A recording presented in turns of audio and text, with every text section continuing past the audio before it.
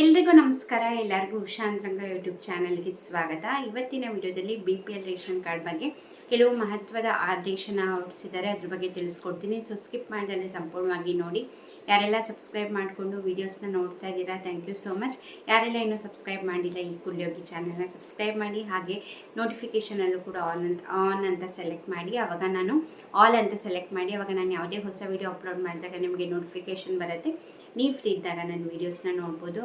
ಬನ್ನಿ ಇವತ್ತಿನ ವೀಡಿಯೋನ ಶುರು ಮಾಡೋಣ. ನಾನು ಆಗಲೇ ಹೇಳ್ದಂಗೆ BPL ಕಾರ್ಡ್ ಪ್ರತಿ ತಿಂಗಳು ಕೂಡ ಇಷ್ಟಿಷ್ಟು ಲಕ್ಷ ಕ್ಯಾನ್ಸಲೇಷನ್ ಆಗಿದೆ ಅಂತ ಲಿಸ್ಟ್ ಕಳಿಸೋರು. ಬಟ್ ಇವಾಗ ಸದ್ಯಕ್ಕೆ ಕ್ಯಾನ್ಸಲೇಷನ್ ಪ್ರೋಸೆಸ್ನ ಸ್ಟಾಪ್ ಮಾಡಿದ್ದಾರೆ. ಬಟ್ ಏನಕ್ಕೆ ಅನ್ನೋದನ್ನ ಕೇಳೋದಾದರೆ, ಈಗ ರೀಸೆಂಟಾಗಿ KH ಮುನಿಯಪ್ಪ ಅವರು ಕೂಡ ಇದ್ರ ಬಗ್ಗೆ ಅಪ್ಡೇಟ್ನ ಮಾಡಿದ್ದಾರೆ. ಏನಪ್ಪ ಅಂತಂದರೆ, ಈಗ ಇಷ್ಟು ಲಕ್ಷಾಂತರ BPL ಕಾರ್ಡ್ನ ಕ್ಯಾನ್ಸಲ್ ಮಾಡಿದ್ದಾರೆ.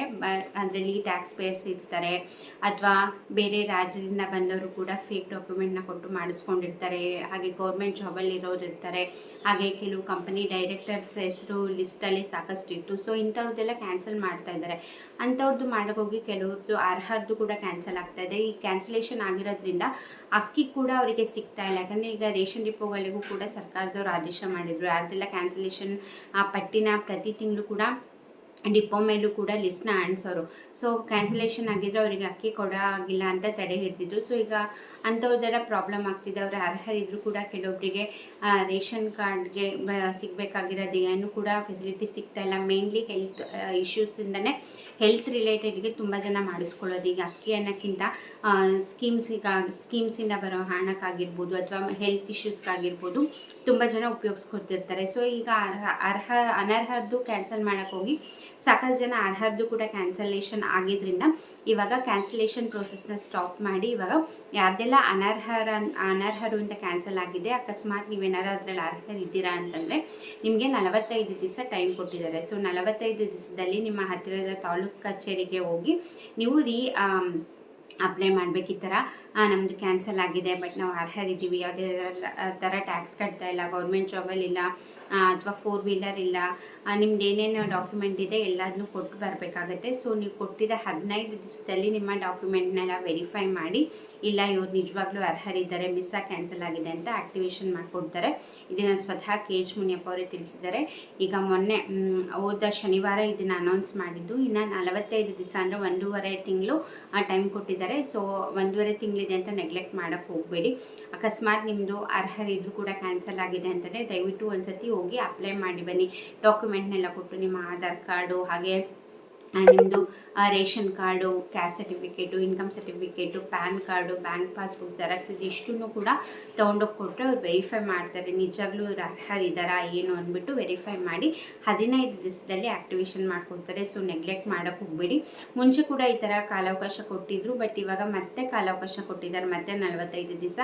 ಸೊ ಇಂಥ ಆಪರ್ಚುನಿಟಿನ ಮಿಸ್ ಮಾಡಬೇಡಿ. ಯಾಕಂದರೆ ಲಾಸ್ಟ್ ಟೈಮ್ ತುಂಬ ಜನ ಕೊಟ್ಟಿರಲಿಲ್ಲ, ನೆಗ್ಲೆಕ್ಟ್ ಮಾಡಿದರು. ಸೊ ಈ ಸತಿ ಮಾಡಬೇಡಿ, ಯಾಕಂದರೆ ಪದೇ ಪದೇ ಈ ಥರ ಅವಕಾಶನ ಕೊಡೋದಿಲ್ಲ ಸರ್ಕಾರದವರು.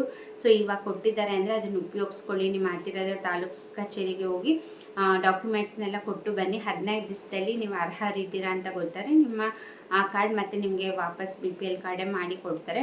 ಸೊ ನೆಗ್ಲೆಕ್ಟ್ ಮಾಡಬೇಡಿ. ಹಾಗೆ ನಿಮ್ಮ ಫ್ರೆಂಡ್ಸ್ ಆ್ಯಂಡ್ ಫ್ಯಾಮಿಲಿದು ಕೂಡ ಯಾಕಂದ್ರೆ ಕ್ಯಾನ್ಸಲೇಷನ್ ಆಗಿದೆ ಕಾರ್ಡು, ಈ ವಿಡಿಯೋ ಲಿಂಕ್ನ ಶೇರ್ ಮಾಡಿ. ಹಾಗೆ ರೇಷನ್ ಕಾರ್ಡ್ ತಿದ್ದುಪಡಿ ಕೂಡ ಮಾಡಿಕೊಡ್ತಾ ಇದ್ದಾರೆ. APL BPL ಹಾಗೆ ಅಂತ್ಯೋದಯ ಕಾರ್ಡ್ ಕರ್ನಾಟಕ 1 ಗ್ರಾಮ 1 ಸೆಂಟರ್ಸಲ್ಲಿ. ಹಾಗೆ ಈಗ ಹೊರಗಡೆ ಸೈಬರ್ ಸೆಂಟರ್ಸ್ಗೂ ಕೂಡ ಅಥಾರಿಟಿನ ಕೊಟ್ಟಿದ್ದಾರೆ ತಿದ್ದುಪಡಿಗೆ. ಅದು ಕೂಡ ಮುಂದಿನ ವರ್ಷ ಅಂದರೆ 2026 ಮಾರ್ಚ್ವರೆಗೂ ಕೂಡ ಕಾಲಾವಕಾಶ ಇದೆ.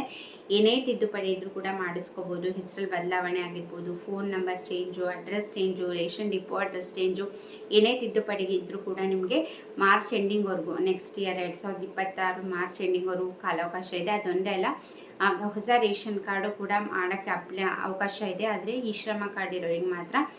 ನಿಮ್ಮದು BPL ಕಾರ್ಡ್ ಇದ್ದು ಈ ಶ್ರಮ ಕಾರ್ಡು ಇದೆ ನನ್ನ ಹತ್ರ ಅಂತಂದರೆ, ನಿಮ್ದು ಏನಾರು ಹೊಸ ರೇಷನ್ ಕಾರ್ಡ್ ಇಲ್ಲ ನಮ್ಮ ಹತ್ರ ಅಂತಂದರೆ ಖಂಡಿತ ಹೋಗಿ ನೀವು ಕೂಡ ಅಪ್ಲೈ ಮಾಡ್ಬೋದು. ನಿಮಗೂ ಕೂಡ ಮಾರ್ಚ್ ಎಂಡಿಂಗ್ವರೆಗೂ ಕಾಲಾವಕಾಶ ಇದೆ, 2026 ಮಾರ್ಚ್ ಎಂಡ್ವರೆಗೂ. ಸೊ ಈ ಆಪರ್ಚುನಿಟಿನ ಮಿಸ್ ಮಾಡ್ಕೋಬೇಡಿ. ಪ್ರತಿಯೊಂದು ಸತಿನೂ ಕೂಡ ಎಕ್ಸ್ಟೆಂಡ್ ಮಾಡಲ್ಲ. ಹಾಗೆ KYC ಕೂಡ ಮಾಡಿಸ್ಕೋಬೋದು. ನೀವು KYC ಮಾಡಿಸ್ಬೇಕು ಅಂದರೆ ನೀವು ರೇಷನ್ ಡಿಪೋದಲ್ಲಿ ಮಾಡಿಸ್ಬೇಕು. ತಿದ್ದುಪಡಿ ಮಾಡಿಸ್ಬೇಕು ಅಂತಲೇ ನೀವು ಕರ್ನಾಟಕ 1 ಗ್ರಾಮ 1 ಸೆಂಟರ್ಸಲ್ಲಿ ಹೋಗಿ ಮಾಡಿಸ್ಕೋಬೋದು. ಸೊ ಏನೇ ಕರೆಕ್ಷನ್ ಇದ್ರೂ ಕೂಡ ಮಾಡಿಸ್ಕೊಳ್ಳಿ, ಅವಕಾಶ ಸಿಗೋದಿಲ್ಲ ಪದೇ ಪದೇ. ಯಾಕಂದರೆ ಗೃಹಲಕ್ಷ್ಮಿಗೂ ಕೂಡ ಮನೆ ಯಜಮಾನಿ, ಕೆಲವೊಬ್ಬರು ಮನೆ ಯಜಮಾನಿ ಹೆಸರು ಹಾಕ್ಸಿರಲ್ಲ, ಯಜಮಾನ ಅಂದರೆ ಜೆಂಟ್ಸಿಂದ ಹಾಕ್ಸಿರ್ತಾರೆ. ಸೊ ಅಂಥವ್ರಿಗೆ ಗೃಹಲಕ್ಷ್ಮಿ ಕೂಡ ಅಪ್ಲೈ ಮಾಡೋಕ್ಕಾಗಿರಲ್ಲ. ಸೊ ಇದೊಂದು ಅವಕಾಶ ಇದೆ. ಯಜಮಾನಿ ಹೆಸರು ಕೂಡ ಏನೇ ಚೇಂಜಸ್ ಇದ್ರೂ ಮಾಡ್ಕೋಬೋದು, ಅಥವಾ ಪುರುಷರಿದ್ದರೆ ಮಹಿಳೆಯರ ಹೆಸರನ್ನ ಮನೆ ಯಜಮಾನಿ ಅಂತ ಮಾಡ್ಬೋದು. ಸೊ ಚೇಂಜಸ್ ಮಾಡಿ ನೀವು ಗೃಹಲಕ್ಷ್ಮಿ ಯೋಜನೆಗೂ ಕೂಡ ಅಪ್ಲೈ ಮಾಡ್ಬೋದು. ಗೃಹಲಕ್ಷ್ಮಿ ಯೋಜನೆ ಲಾಸ್ಟ್ ಡೇಟ್ ಅಂತ ಯಾವುದೇ ಇಲ್ಲ, ಇದು ನಿರಂತರವಾಗಿ ನಡೀತಾನೆ ಇರುತ್ತೆ. ಸೊ ನೀವು ಅದನ್ನು ಚೇಂಜ್ ಮಾಡಿ ಗೃಹಲಕ್ಷ್ಮಿ ಯೋಜನೆಗೂ ಕೂಡ ಅಪ್ಲೈ ಮಾಡ್ಬೋದು. ಸೊ ಆಪರ್ಚುನಿಟಿನ ಮಿಸ್ ಮಾಡ್ಕೋಬೇಡಿ. ಇದಾಗಿತ್ತು ಇವತ್ತಿನ ವಿಡಿಯೋ. ಇದೇ ರೀತಿ ವಿಡಿಯೋಗಾಗಿ ಚಾನಲ್ನ ಸಬ್ಸ್ಕ್ರೈಬ್ ಮಾಡಿ. ವಿಡಿಯೋ ಇಷ್ಟ ಆದರೆ ಲೈಕ್ ಮಾಡೋದನ್ನ ಮರಿಬೇಡಿ. ಇಷ್ಟೊತ್ತು ವಿಡಿಯೋ ನೋಡಿದ್ದಕ್ಕೆ ಥ್ಯಾಂಕ್ ಯು ಸೊ ಮಚ್.